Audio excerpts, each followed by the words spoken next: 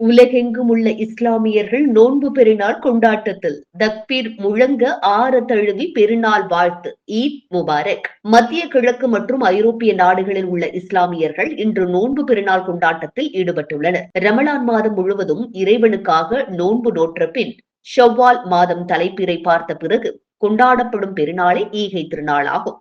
ஒரு மாதம் முழுவதும் உண்ணாமல் பருகாமல் பசித்திருந்து புலன்களை கட்டுப்படுத்தி நோன்பு நோற்றவர்களுக்கு இறைவன் அளிக்கும் பரிசாக இந்த நோன்பு பெருநாள் அமைந்திருக்கிறது. மகிழ்ச்சியையும் களிப்பையும் நோன்பு நோற்ற இஸ்லாமியர்கள் இந்த பெருநாள் தினத்தன்று பெறுவர்.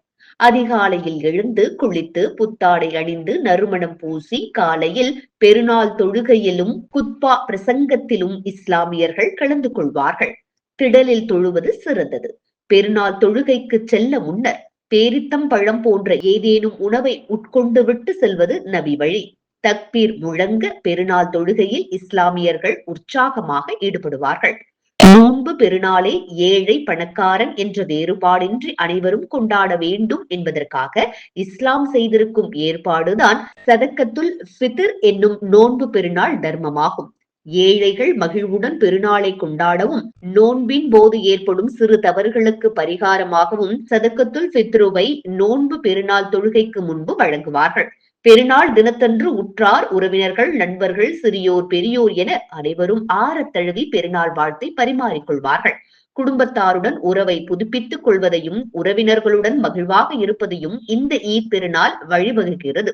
பெருநாள் என்பது கூட்டு வணக்கமாகும், தனிப்பட்ட வணக்கம் அல்ல. ஒரு நாட்டில் சட்ட ரீதியான அல்லது சம்பிரதாய தலைமைத்துவம் தீர்மானிக்கும் பிறையை கடைபிடிக்க அந்த நாட்டு மக்கள் கடமைப்பட்டிருக்கிறார்கள்.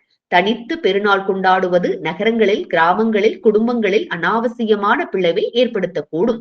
ஆகவேதான் தலைப்பிறை தென்பட்டதன் அடிப்படையில் மத்திய கிழக்கு மற்றும் ஐரோப்பிய நாடுகளில் இன்று பெருநாள் கொண்டாடப்படுகிறது.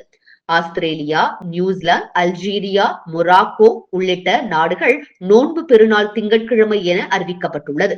இலங்கை மற்றும் இந்தியா போன்ற ஆசிய நாடுகளிலும் திங்கட்கிழமை பெருநாள் எதிர்பார்க்கப்படுகிறது. அன்போடும் மகிழ்ச்சியோடும் ஆனந்தமாக ஈத் பெருநாளை கொண்டாடி கொண்டிருக்கும் அனைத்து ஜெனிவா நியூஸ் 24 உறவுகளுக்கும் நோன்பு பெருநாள் வாழ்த்துக்கள்.